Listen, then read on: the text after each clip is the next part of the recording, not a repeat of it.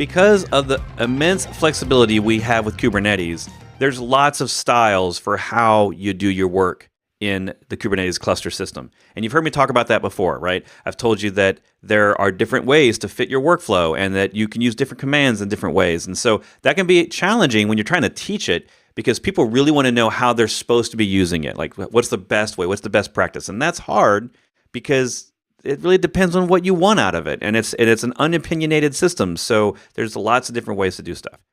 This is where I try to break that down. So this one's a key, important one, but this is all just slide learning. This is going to be me talking at you for a few minutes to try to break down these concepts and apply what they mean to Kubernetes specifically before we get to recommended approaches. And there's basically going to end up being 3 recommended strategies for how to use Kubernetes. And this is where I need to break down some of these terms so you know what that next lecture is. And you'll see this in a lot of blog posts and in documentation, imperative versus declarative. And so the best way that describes it in relation to Kubernetes is to back up and just say what it means in terms of software. And when we're writing software imperatively, we're focused on the how of that program operating, each step in order, one after the other. When we talk about a declarative approach to software, we're describing more about what it should accomplish, what are its end goals, and we don't care so much how it gets there, just that it does get there. So let's try an analogy. Imagine you want a cup of coffee. When I wake up every morning, I'm looking for that first cup. If I'm going to make it myself, I'm going to have to do it imperatively. I'm going to have to think about boiling some water. What's the next step? Well, I need some coffee beans. Then I got to grind those beans. How much exactly do I need? How much water do I pour over those beans to get the perfect cup of coffee, etc., right? I'm going through each step and I'm thinking about how it's done step by step. That's imperative when you look at Kubernetes. We'll talk about that in a second. In declarative mode, think of it as more of, maybe I'm at a coffee shop and I'm talking to a barista and I'm simply asking them, I'd like a cup of coffee. My only job is to ask for the cup of coffee, and it's up to them to figure out, hey, do I need to make it from scratch? Is there one already made in the pot, or is the pot too old? They can maybe have to retry 3 times to make the cup of coffee because they messed it up. That's fine. I'm not asking how they make it. I'm asking for them to produce me a cup of coffee. So let's apply this to the commands you're going to be using in Kubernetes. And let's focus on imperative, which is what you've largely been learning so far because it's the way to start learning any tool is imperatively. You're going to be doing these things in the order they need to be done, and you're giving it explicit instructions on how to do it.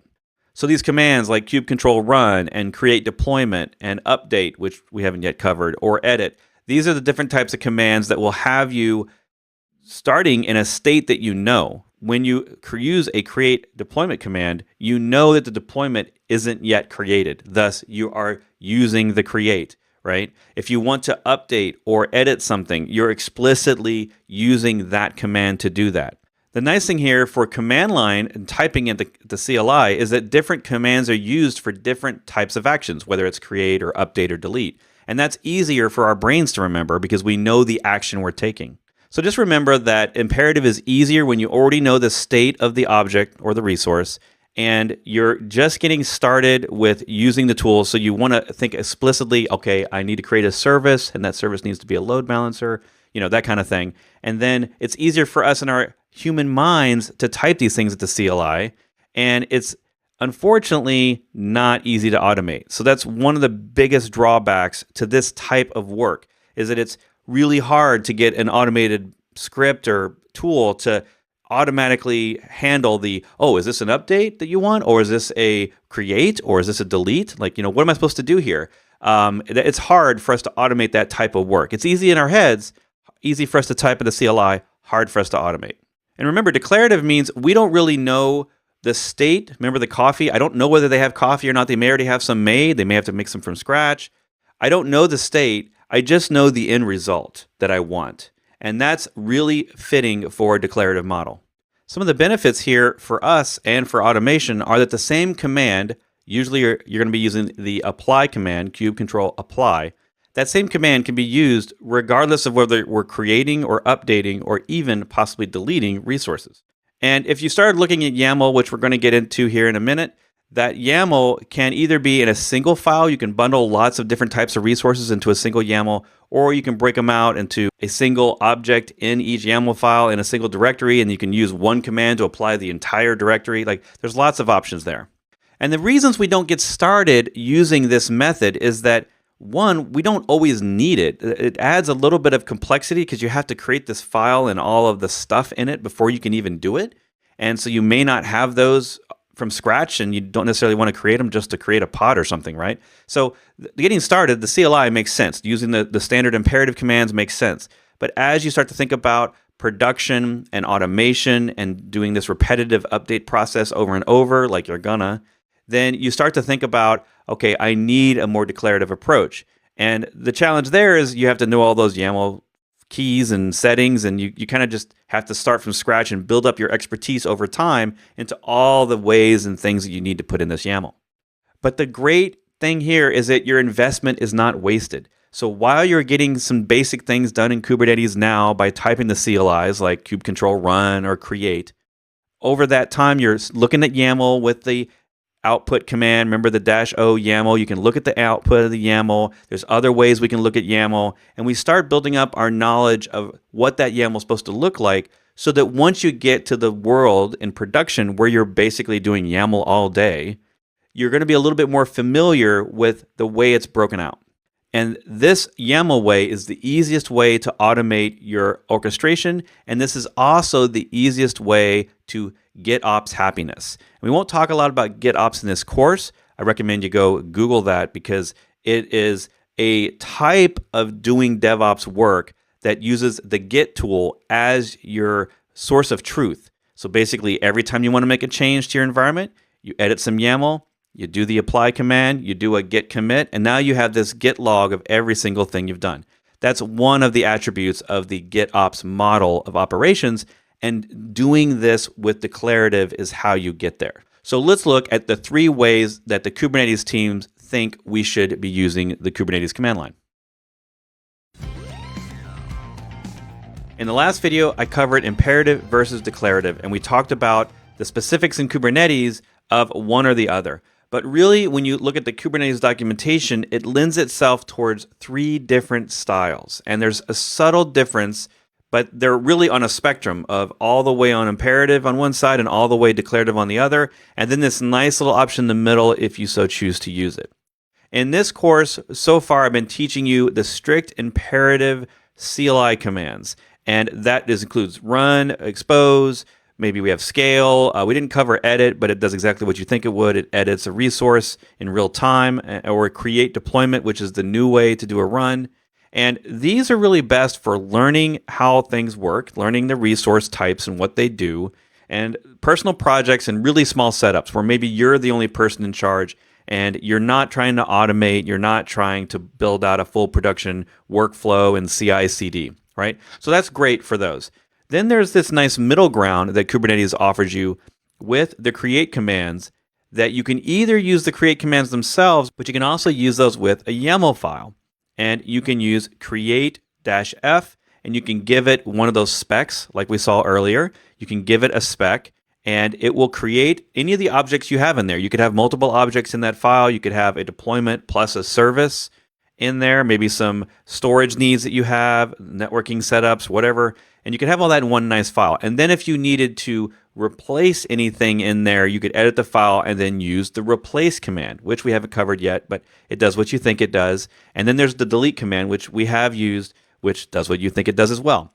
The nice thing here is it's kind of middle ground, right? It forces you to use YAML so that you've documented what you're doing and you have this change record if you're using something like Git. Hopefully you're using Git. And the benefit there, though, is for us humans, we're using the create or the replace or the delete. So it gives us this explicit verb to use, so we know we're not accidentally deleting something when we're using a create command. And we know we're not accidentally deleting something when we use the replace command. So that helps, right? That's a good middle ground as you get your feet wet in the YAML specifications that you're going to need to use when you get to the full declarative object model. And that is what I was talking about earlier. That is where you're only using YAML and you're only using the apply command. Now, there's other commands to help you with the apply, like the diff, which will show you the changes you're about to take. But apply is simply editing YAML, running the apply. Edit some more YAML, run the apply. This is similar to Swarm, where we had Swarm stacks. If you remember, there's a Docker stack deploy command, and in order to update those, you use the same command over and over and over again. And that's the same style here with their full-on declarative objects. But it's nice that they have documentation, and you'll see this in the resource links for this lecture, a very detailed page on these 3 different types. So I encourage you to check that out. Now, the real rule I'm going to give to this whole thing, even if you go read the resource page about it, is to just not mix the 3 approaches. It's more important that you don't mix these 3 when you have true production dependencies. And in production, I'm really going to advocate you try to stick with as early as you can in your model of maturity with the full-on declarative model, using the YAML files with the apply command. The sooner you get comfortable with that, the sooner you are used to documenting that in YAML and saving it in a git commit every time you change it, that process will really benefit you later on. When anyone wants to see changes you have, they can go look at the Git log. And most of us are probably doing something in Git today, so creating another Git repo just to store these YAMLs isn't going to be a lot of effort for you, right? So even if you're just doing Git locally on your machine, Git locally can basically help you see the history of changes that you've done to these YAMLs, so that when you forget in 6 months what you changed 3 months ago, you can go back and look and see what you're doing there. And that is really going to save you a lot of time. So the most important rule is don't mix the approaches. If you create something with run, it's going to be harder later to use the apply to manage that resource. There are little tricks of the trade you can get around with some of these commands to try to edit objects later without screwing them up. But really, if you're going to be doing production, you probably shouldn't start with those run commands on your production server. And you should probably think long term and stick with the YAML. So my 4 tips here are learning the command line like you're doing, learn that imperative command line so that you can operate it locally. And you will need those commands sometimes for troubleshooting and testing in servers as well. Then, as quickly as you can for getting ready for your first production Kubernetes, is to learn the apply command, the diff command, the YAML specification for all the resource types you're going to use. Then storing it in Git, like I'm saying, so even if it's just local Git or Git repos somewhere that your team can use. And remember, this method of editing the YAML, saving the change in Git, then applying it with kubectl apply, then saving it again and storing it, changes in Git. Like this process will get you down the road of DevOps, automation, and to that GitOps that I mentioned earlier, which is, I think, where some of these tools are starting to go, where we're Git-centric. We're doing changes in a Git repo, just like software coders do, and we're doing the same thing with this DevOps workflow. We're sort of adopting the way that they do their change work in a team for our own operations and tooling.